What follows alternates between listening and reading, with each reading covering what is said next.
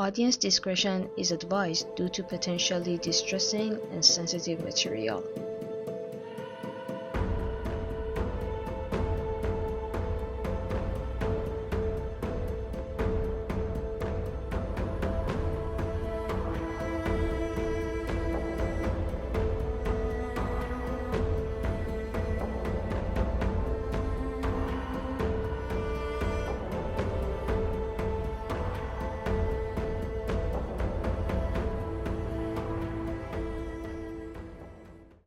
In 2009, in Nizhny Novgorod, Russia, locals began to discover that the graves of their loved ones were being desecrated. The parents of a 10-year-old girl named Olga, who had been shot to death and buried in the same cemetery, kept finding notes on her grave which called their deceased daughter Little Lady and congratulated her on every public holiday, which the parents found heart-throbbing and like a spear through their hearts. Police investigations were launched, and it was found that there were a number of graves that were at least tampered with. Questioning witnesses and suspects, they came across a man who they were suspicious of. He, though eccentric, didn't especially seem very dangerous or like the type that would pull something like this. When questioning the man, however, the police became even more suspicious and decided to detain him on November 2nd, 2011.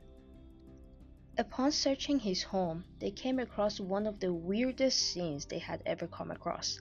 This man, who had high degrees, was a loved and respected university professor and writer, was in possession of life-size dolls that were scattered and posed around his house, along with clothes and dresses cluttering the house. There were piles of books and papers covering the floors, and there were also dolls sitting on the piles of books, on tables, on shelves, on furniture, and all of them were wearing brightly colored clothes and shoes. Weirder than that, the dolls' hands were covered with some sort of fabric or cloth, and some had masks on their face. Generally, they didn't strike the police as usual dolls, even if you didn't consider that they belonged to a 50-something-year-old man.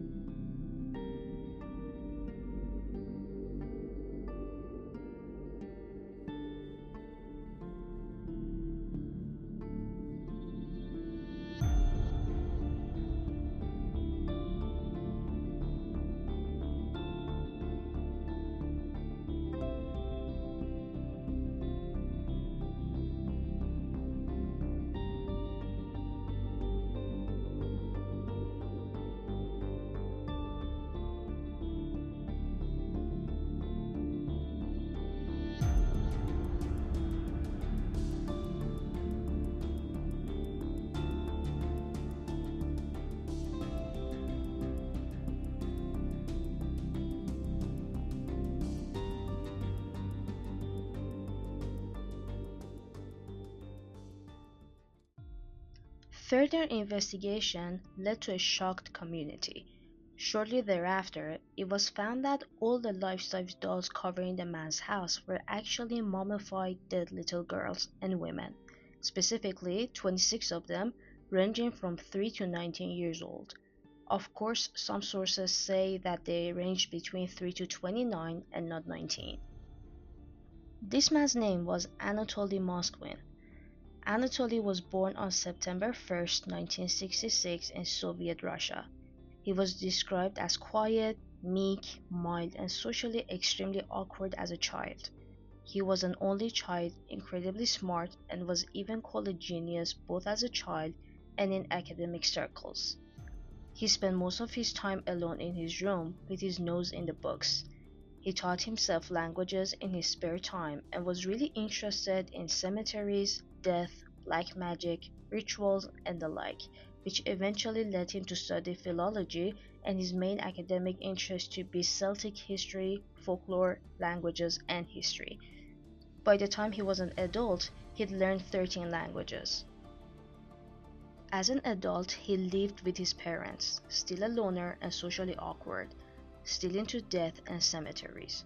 His colleagues described his work as intelligent and pure gold, but added that he was really eccentric and made you really uncomfortable. He has written several books and articles, and since he is good at languages, he's also translated many books and articles in addition to compiling and writing two dictionaries. He didn't smoke or drink at any stage in his life, he remained unmarried and never dated and led a secluded life. Though the thing was he always wanted a child. Specifically, he wanted a little girl.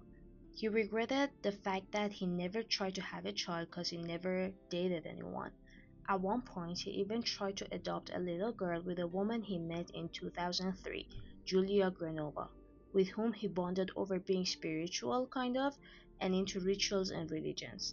They had a non-sexual relationship, but both wanted a child.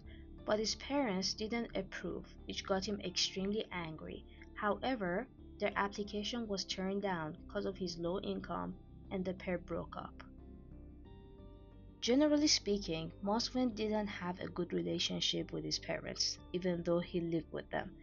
Apparently, they avoided him and chose to travel for many months before coming home to him for just a couple of months. So, what you might ask started all of this? Why would a man who by all definitions seemed to have a comfortable life with lots of academic achievements and job opportunities go so far as to dig up graves just to have a daughter? I mean, what even triggered him? Well, it wasn't one thing. Что я очень страдал от одиночества, особенно в летний период времени, когда родителей не было и когда они забирали кота. Значит, соответственно, я работал за компьютером. У меня такая работа журналистская, что я много чего писал, в основном за компьютером. Я им включал, я их рассаживал, у них были просверлены дырочки под глазки, соответственно, я им включал мультики, я им включал детские песенки, я им сам пел песни, которые мог, но потом, обычные детские песни, то есть то, чтобы я стал петь, когда у меня будет живая дочка. И, соответственно, после этого мы с ними, мы с ними ели, вернее, ел я им, я просто предлагал еду. Но как это все положено в кельтской и в якутской традиции, я считаю, что культура древних кельтов и культура средневековых якутов очень похожа. То, что я бы делал бы с живыми детьми, то я делал с этими. Я и считал, что они живые, просто они временно. When Anatoly was 9 years old, he was walking home from school one day when an older man approached him and dragged him away. He was violently raped.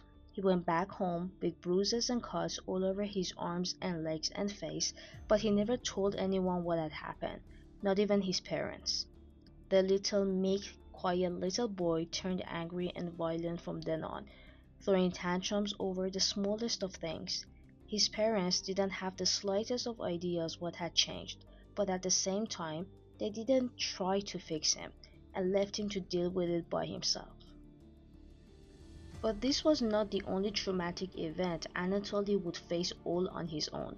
When he was 13 years old and again walking home from school, he was stopped by a group of men who were apparently on their way to a funeral for an 11-year-old girl. Her name was Natasha Kortova, and she was electrocuted when she stepped out of the bath and died instantly. As said by Anatoly, the men took him to the girl's coffin, and the girl's mother was sitting right there. She asked Anatoly to kiss the 11-year-old dead girl, but obviously he freaked out and didn't want to do it, and started to step back. The mother promised him a lot of chocolate and told him to kiss the corpse 3 times on the forehead, which he again refused, at which point someone pushed his face into the coffin onto the little dead girl's forehead and forced him to kiss her 3 times. The mother then placed a ring on his finger and told him that he just married her little dead daughter, asked him not to speak of this to anyone for 40 days, and gave him some fruit and money. After this event, Anatoly went through a lot of sleepless nights, dreaming of Natasha who, as he put it, was trying to teach him black magic in order to bring her back to life. After these 2 traumatic events, it is said that Anatoly was eventually taken to a shrink, but the shrink only said that it was puberty and he was gonna be just fine. Fast forward to the point where he decided to dig up a grave. It was right after he had told his parents that he intended to adopt a little girl and had a disagreement with them. That was the first time ever he dug up a grave.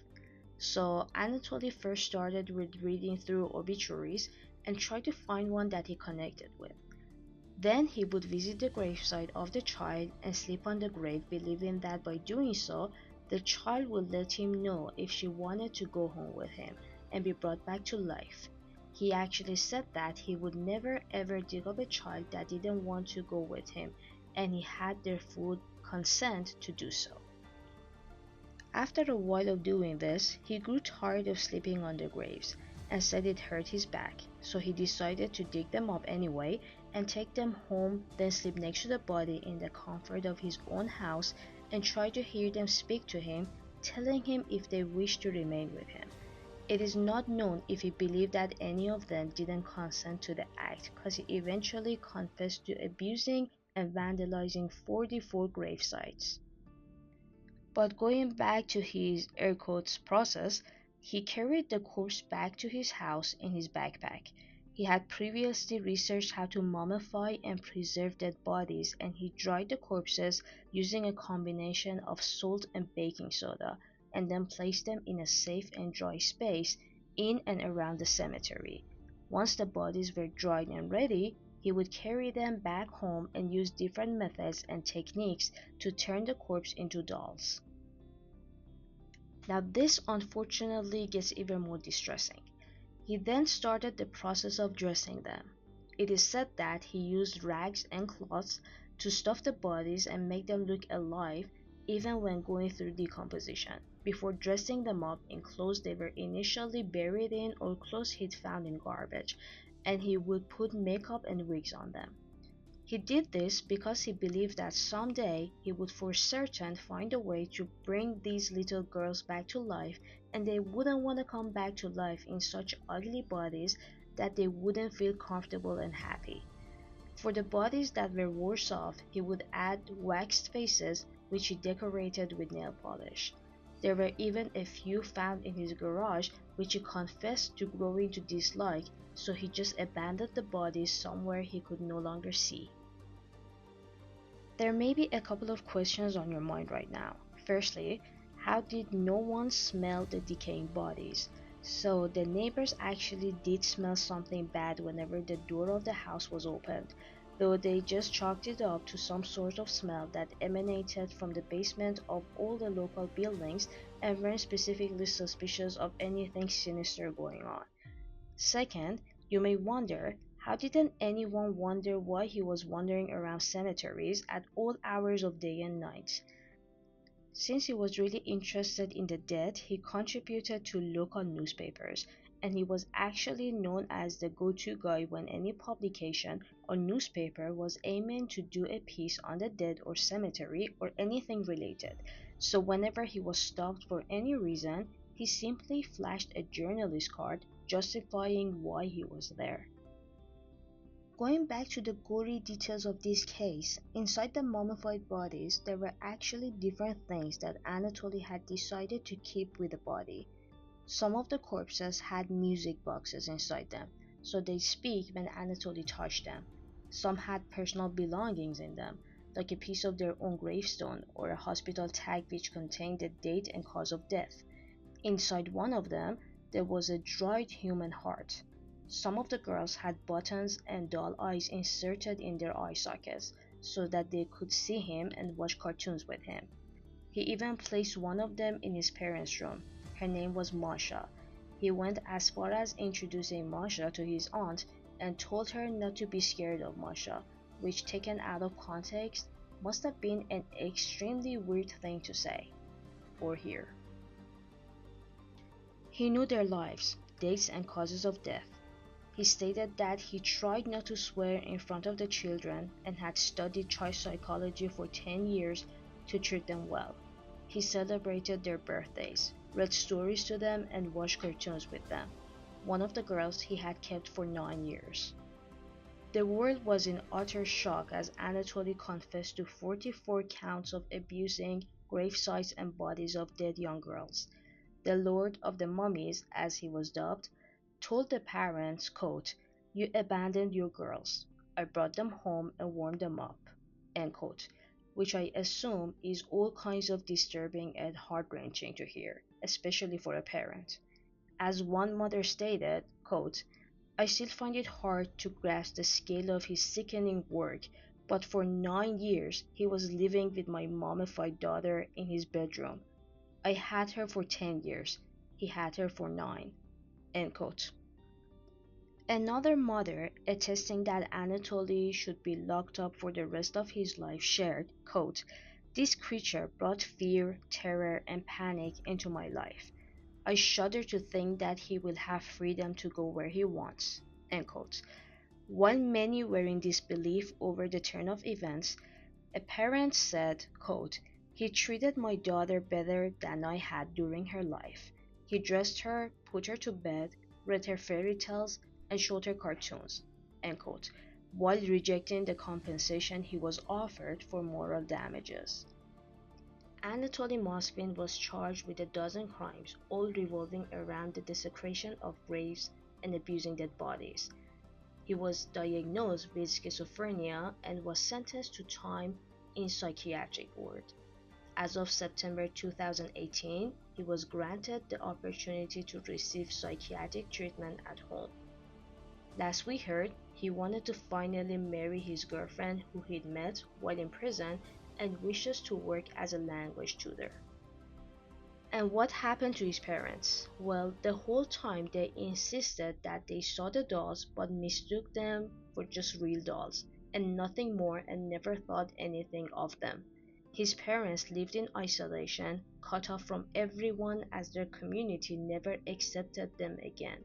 Both were in unhealthy condition, and at one point his mother told his father that there was nothing left for them and considered committing suicide, which his father refused to do.